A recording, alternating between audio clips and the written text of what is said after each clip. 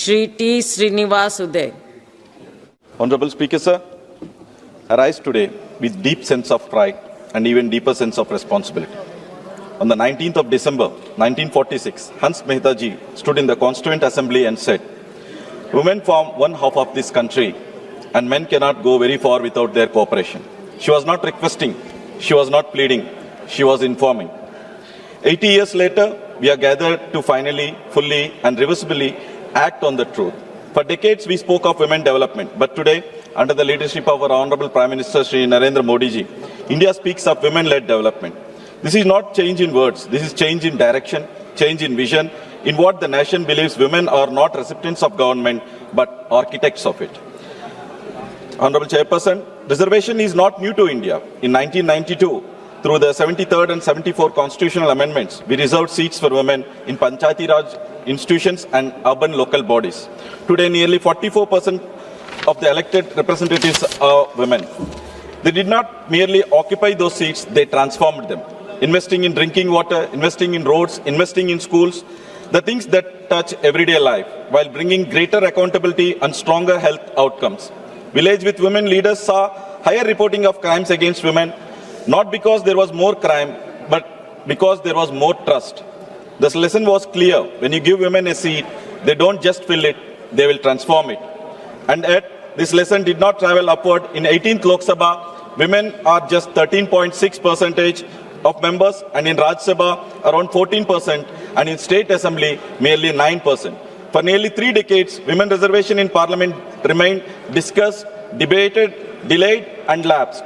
That is why the passage of 106 constitutional amendment in 2023, the Nari Shakti Vandan Adhiniyam, marks a historic correction. And sir, I would like to acknowledge the contribution of my party leader Pawan Kalyan garu.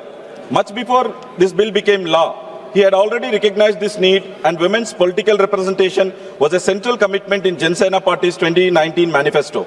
His early advocacy was not political calculation, it was conviction. It was his understanding that democracy cannot be complete if half of its population lack adequate voice. Honorable Chairperson, this bill is a historic beginning, but what follows will define its true success. Reservation creates presence, but presence without support, without real agency can become tokenism. We cannot follow reserved seats to become inherited positions quietly occupied by wives, daughters or relatives of those already in power. If ordinary women from diverse backgrounds, different castes, communities and economic realities are not genuinely enabled to contest and succeed, we will have fulfilled this letter of this law but not the spirit. What we need alongside this amendment is an ecosystem, internal protection for women within political parties, campaign finance structure supporting first generation candidates and sustained investment in women political capacity at every level. The women of the India are not waiting to be empowered. They are already acting. In 2024, a record 31 crore women cast their vote. They are electing our governments. They deserve to be in the governments they elect.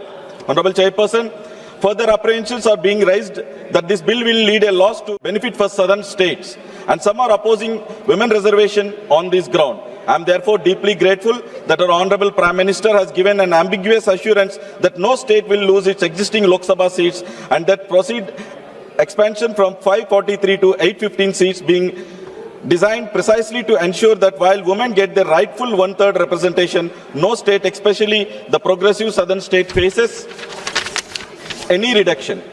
With every state expected to see an increase of at least 50% and boundaries being redrawn only within these states. I support this bill on behalf of Janasena party and our leader Pawan Kalyan garu with full conviction that when this amendment passes, when it is implemented in 2029, India will not just have more women in Parliament, India will have a better Parliament. Let us not be the generation that debated this change. Let us be the generation that made it happen. Jai Hind. Thank you.